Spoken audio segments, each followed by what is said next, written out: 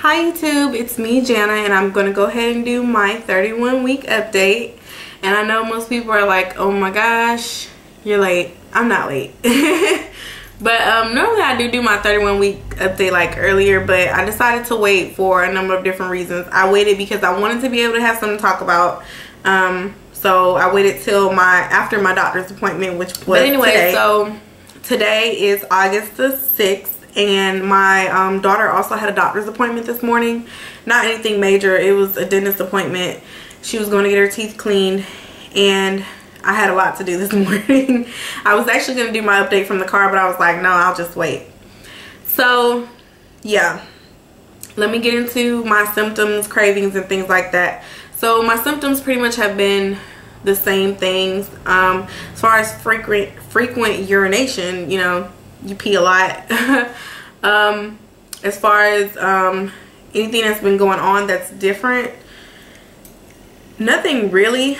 I still have my back acne that I'm working with or working on. It sucks. It seems like it might be getting a little better. I don't think it's getting any worse, put it like that. And then like between my breasts, I noticed that it's getting darker, and when I scratch there, it like peels a little bit, like it's dry. Then like my hands have been going numb from like the fingertips to the palm, and like it gets really bad. I can't like squeeze or hold anything for more than like a few minutes without it getting really bad. And like it's hard to do my girl's hair, and you know, it's just I get so frustrated to the point where I'm like almost to tears, because I'm trying to do my girl's hair and get it out the way and be done, but my hands are in so much excruciating pain. It's just horrible. It sucks. So I did tell my doctor about that today. Also about the heavy contractions I've been having. Like, he was like, oh, that's normal. And I'm like, hold on, I've had 4. I know what Braxton Hicks are like. Like, this is a little more than Braxton Hicks. Like, sometimes they're so strong I have to do something about it. Like, I can't just breathe through it. It's really bad. Of course, they want to reassure you that nothing's going on. And I was kind of disappointed because I really wanted to be checked so he could kind of see, like, you know, what's going on. But he didn't. I'm assuming that he's going to do it next time I come back, which is October the 20th. I don't know. But I think by then I'll be like 33 weeks or something like that. So I'm sure he'll probably do it then, like 34 weeks or something like that. So anyway, what else? Yeah, so I also was telling him about the numbing of my hands, and he was like, well, basically it's something that is common during pregnancy. So it can happen, or it does happen, and if it goes on after your pregnancy, then it becomes an issue.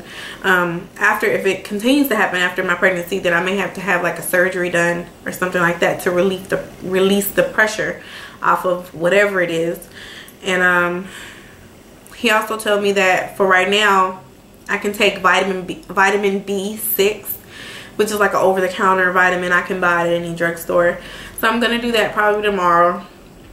And then he said that I can wrap my wrists at night when I go to sleep, since it's happening mostly at night.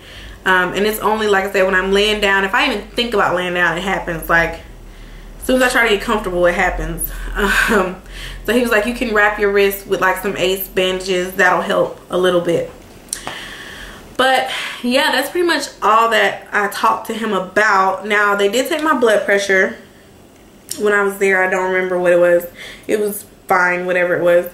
And they take urine and they weigh you. Now, me and the scale at the doctor's office, I don't like that damn scale, and I feel like it's adding a little more than what I actually am, because I'm in denial. I do not want to believe that I'm that big. But last time I was there, which was like almost, I want to say it was like 2 or 3 weeks ago, I was like 168. I told you guys like I've gained about 30 to 35 pounds, which is the maximum that you're supposed to gain at this point. And I was not really concerned because it took a while for me to gain that much. Well, I should have been concerned because, yeah, I have gained some weight. And honestly, I knew I gained weight because this Labor Day that passed, my husband like threw down at the house. So I I knew I had gained some weight because I ate like that food was gonna run out of my plate, like off of my plate and somewhere else. I ate that food so quick, and then I ate it fast, and I ate a lot. So I already knew that I had gained weight. I just did not expect to have gained as much weight as I have gained, and it sucks. So, okay, I was 168 at my last doctor's appointment like 2-3 weeks ago. Now I am 184. It is drastic, like very drastic.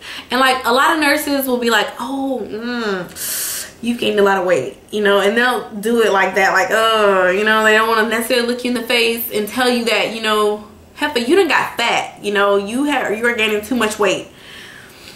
This nurse, she was like really cool. She's like, oh no, it's okay, you know, you're supposed to gain weight. And I'm like, no, that is way too much freaking weight. I don't want to weigh that much. Like, and then I know that I'm going to gain an extra, like, what, 4 pounds that's going to be the baby that, you know, that's going to be gained from here on out, because, you know, you gain a lot of weight between now and the end of your pregnancy, because it's the baby actually puts on more pounds now than ever before. Like, there were ounces being put on before. Like, you're about to put on like 3 or 4 more pounds that are just baby at this point.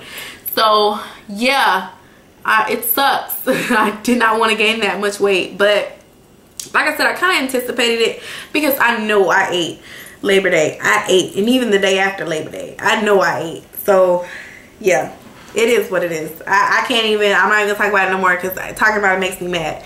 So anyway, I have definitely gained weight. So that's pretty much it as far as my pregnancy, what's been going on, like symptoms, cravings, things like that. Those are pretty much all the same. The numbing is the only thing that's different, the skin issues, but that's, I mean, kind of comes with the pregnancy. The numbing was kind of a new thing for me because I've never really experienced that, but you know, it is what it is. And I'm gonna deal with it however I can deal with it. So I'm gonna buy the ACE bandages and buy the vitamins and try to do what I can do for it, but you know, I can't do anything about it. But so I'm gonna go ahead and do my belly shot now, because if I don't, I will completely forget and there won't be a belly shot. So right, here's my belly shot. The baby, she's getting like,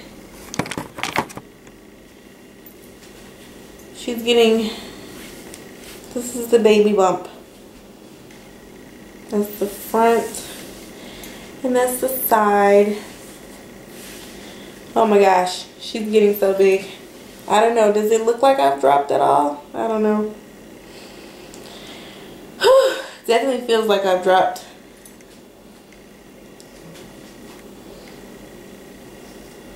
So I'm going to go over some of the things that he gave me. One of them was a brochure on the hospital that I'm delivering at.